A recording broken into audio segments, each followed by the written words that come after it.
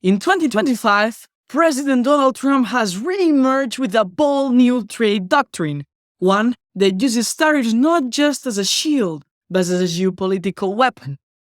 He has imposed sweeping import duties, 10% on virtually all goods with reciprocal rates that can skyrocket up to 40 or even more on nations that just run large trade surpluses with the United States. This aggressive approach marks a dramatic escalation of the trade war from his first term. However, Trump's tariffs in 2025 go far beyond simple protectionism. He aims to reshape multiple economic forces at once, driving down the 10-year US Treasury yield to near 4% of rentability, weakening the dollar to boost exports, supporting domestic champions such as Elon Musk, in this case with Tesla, asserting American dominance in global trade talks, and overall making the dollar and the US economy much stronger in the global scenario. Hello, my name is Enric Alcaraz Roma. I am an economist graduated in the University of La Sorbonne, and in this video we will unpack how all of these objectives has a hidden plan behind, and how Donald Trump is starting to manipulate almost all nations in the world to release something that, in my opinion, he will not accomplish. Let's get the video started. One of Trump's top priorities is to push the 10-year Treasury yield down to 4%, which is a stark contrast to the more than 5% level seen in late 2024. But why is this so crucial? Why is this so important for the US? Why is Trump imposing these tariffs? Because by early 2025, the US faces massive debt refinancing needs, on the order of $4 to $5 trillion. If interest rates stay this high, if interest rates stay in these 5% levels, this would translate to a cost of servicing America's debt ballooning past $1 trillion per year, which would crowd out other spending projects he has. Here's where tariffs come in. Why does tariffs affect? Basically, because markets interpret large-scale tariffs, especially blanket tariffs on dozens of countries, as a potential drag on global growth. Investors became more risk-averse, and many flocked to the safety of US government bonds. In essence, Trump's self-created uncertainty drives investors to the very securities America needs to sell. Moreover, tariffs can dampen overall economic activity. Consumers buy fewer imported goods due to higher prices. Companies face uncertain supply chains, and foreign retaliations might curb US exports. A weaker economic outlook gives the Federal Reserve more cover to adopt dovish policy, potentially cutting rates instead of raising them. Trump has long sparred with the Fed about lowering rates, and these tariffs act as a backdoor way to influence monetary conditions. Basically, Trump, what he wants is to force Jerome Powell to lower these interest rates for the same reasons that we've been explaining right now. Still, this is a very delicate balance. Tariffs also push up import prices, which can add inflation. Economists warn that this may force the Federal Reserve to maintain or even hike rates to fight rising prices. Trump's gamble is that the overall deflationary or recessionary pull of a global trade war will dominate the short-term inflation spike, leading yields to drift downward. If it works, the government locks in cheaper financing and Trump can claim a victory in managing debt costs. If it backfires, the US could face stagflation, the toxic mix of economic stagnation and high inflation. In this case, I will be talking about stagflation in another video on this channel, so subscribe if you don't want to miss it. In addition to lowering yields, the Trump administration is also weakening the US dollar, a long-time Trump wish. Historically, global turmoil drives investors into the dollar as a safe haven. But in 2025, the uncertainty spurred by these tariffs has actually tarnished the dollar's image.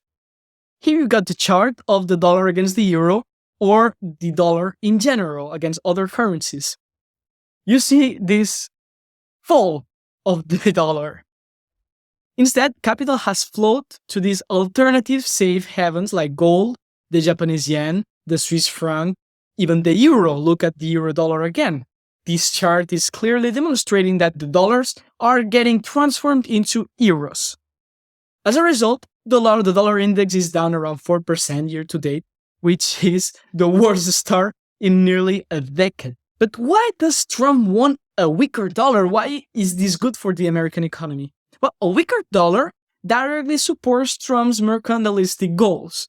It makes American exports more competitive by effectively lowering their price abroad and raises the cost of imports, encouraging domestic production. Trump has long viewed a strong dollar as a major drag on the US manufacturers and farmers. But why is it cheaper for other people to buy dollars? Because basically, when you want to import from the US, what you're doing is to buy in dollars. Imagine that Europe, the European Union, wants to buy, a bottle of wine from the US. In this case, if the dollar is falling in comparison to the euro, relatively to the euro, with less euros, you can buy more dollars, which means, imagine that in the US, the bottle costs $10, okay? If you have 10 euros, you will be able to buy more bottles if the euro dollar increases. Why? Because the euro will be more valuable in comparison to the dollar. The same happens on the other side. If Trump wants to import things from the US, from an external country, US citizens are going to find their dollar less important, less strong in comparison to the euro. So Trump, basically what he wants to do with this dollar is to impose this local manufacture in the US. Basically, he wants to bring manufacturing back to the US, as I said in this Trump special episode, that if you are liking this video, I recommend you to watch later. You got it up here. And finally, this weaker currency also offers another subtle advantage. It reduces the real burden of the US debt held by foreign creditors. When the dollar falls, repaying bonds denominated in dollars costs foreign holders more in their own currencies. So because of this euro-dollar exchange that we've just explained. While easing the load for the US Treasury, critics argue that this is tantamount to financial manipulation. Oh well, let's keep on going with the video. One of the most unexpected twists in Trump's second presidency is his partnership with Elon Musk through a so-called DOGE department. Despite the playful reference to the Dogecoin meme that actually Elon Musk loves to pump and dump and move around, he actually loves that currency. DOGE here stands for Department of Government Efficiency, a newly minted initiative that Musk leads to slash federal spending and bureaucracy. But why does this matter so much for Trump's tariff and debt strategy? Because spending cuts, if executed aggressively, can help offset the inflationary impact of tariffs. By reducing government outlays, the administration hopes to keep the overall budget deficit in check, which would further support lower bond yields. Musk's flair for disruption fits neatly into Trump's narrative, a flamboyant billionaire with meme-level popularity forging a futuristic vision, all under a populist America First and MAGA banner. Practically speaking, Musk businesses, especially Tesla and SpaceX, might reap advantages for this new tariff regime. High tariffs on competing electric vehicles, batteries, and aerospace companies shield American-made products from cheaper imports. Tesla's US-based factories and supply chains now look prudent, insulating this company from some of the harsher tariffs effects. But actually, in practice, we see that this strategy is not working really well for him. In this case, now we see him making kind of declarations against Trump's policies, as you see.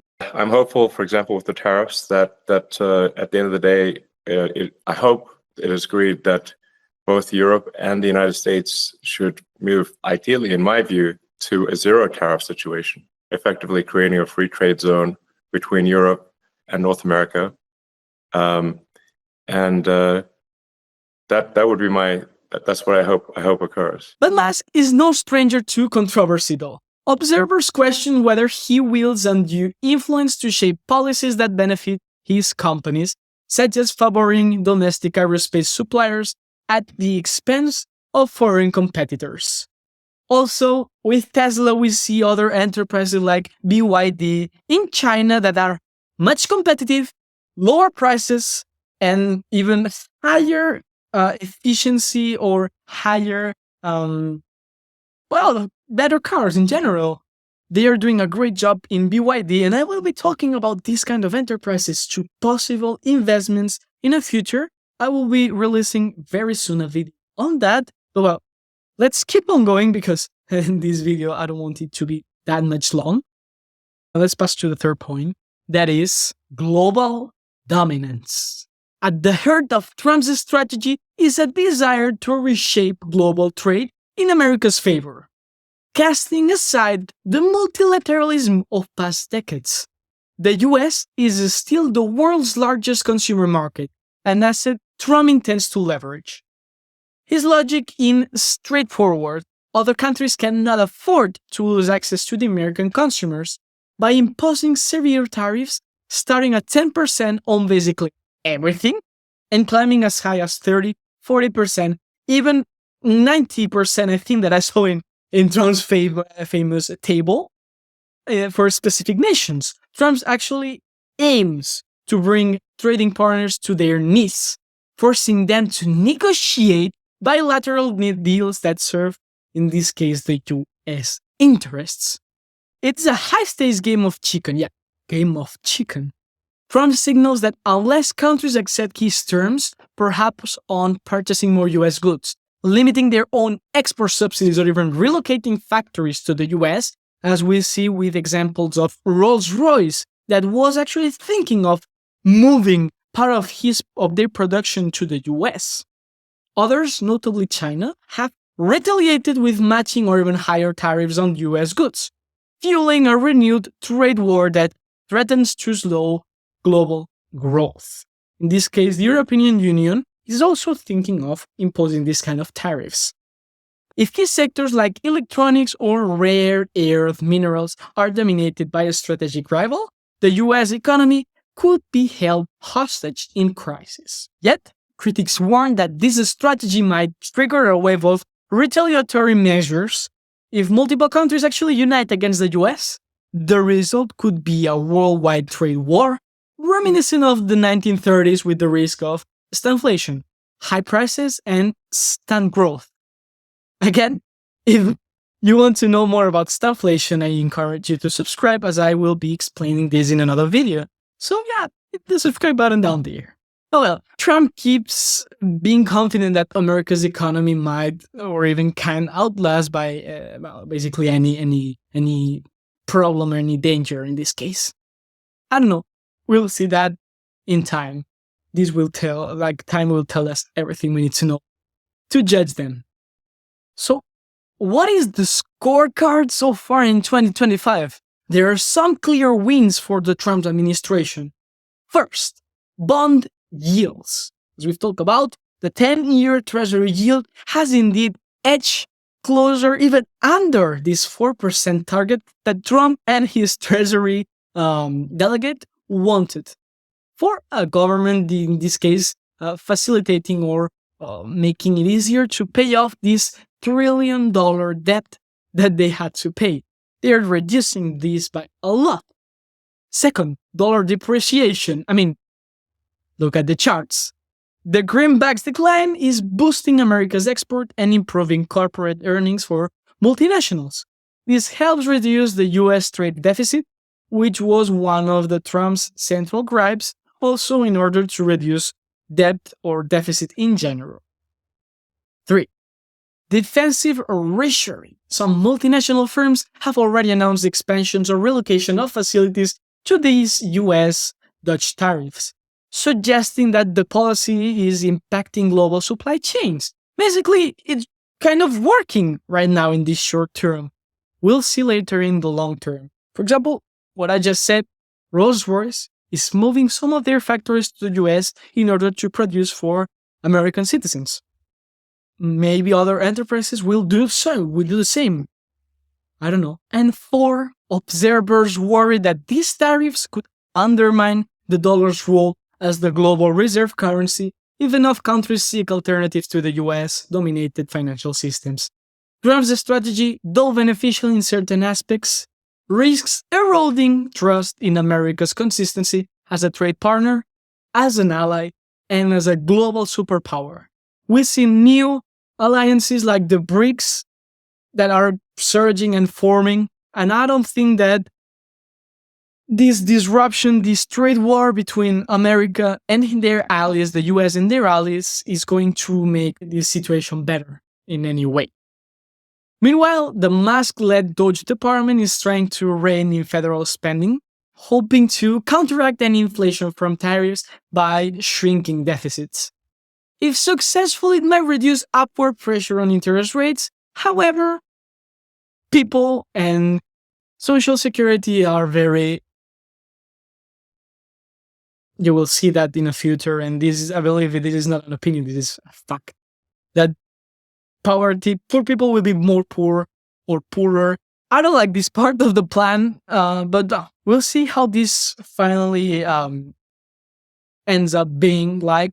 In this case, my personal opinion is that Trump is doing this just to reduce these 4 factors that we've been talking about this video, because I believe that in the long term, it is not sustainable, this type of tariffs that Trump is proposing. So I believe that in a couple months, Trump is going to lower these tariffs. In sum, Trump's 2025 tariffs represent a grand experiment, using a single policy instrument to tackle debt financing, currency strategy, industrial policy, and global power overall. In the best case scenario, the tariffs keep Treasury yields low, shrink the trade deficit, spur manufacturing at home, and force trading partners into more favorable deals for the US, handing Trump a geopolitical and economic triumph.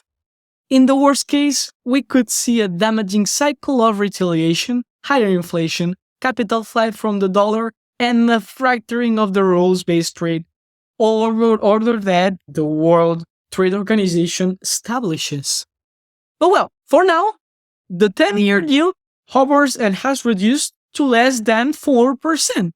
The dollar is down, but it's not this free fall. Well, actually, it kind of is free fall, but it could be worse. It's not like we won't see the dollars anymore. It's still a reference in the world. Already, Elon Musk has announced that he will be leaving the DOGE department soon. I hope so, and that he sticks to Tesla and stops being part of this political scenario. I don't like that personally, but well, in the end, we'll see how this works out. And that is it for today's video.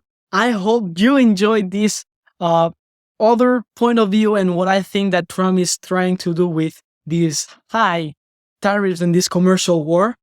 If you like the video, please give it a like, push the like button down there. Comment your opinion. Actually, I'm very interested in knowing what do you think in this Trump way of managing the economy and the country overall. Also, subscribe so you don't miss these videos that I've been announcing throughout all the video. And I encourage you to go and check out other videos, for example, The Richest Man in Babylon, or if you like debates, the debate between Marx and Adam Smith generated by AI. I don't know. I have a couple, 3 or 4 interesting videos in my channel that I recommend you, and I encourage you to go and watch. And finally, subscribe, please. This helps me going on. I would be very, very thankful if you do so. Once again, thank you very much, and I'll see you in the next video. Ciao.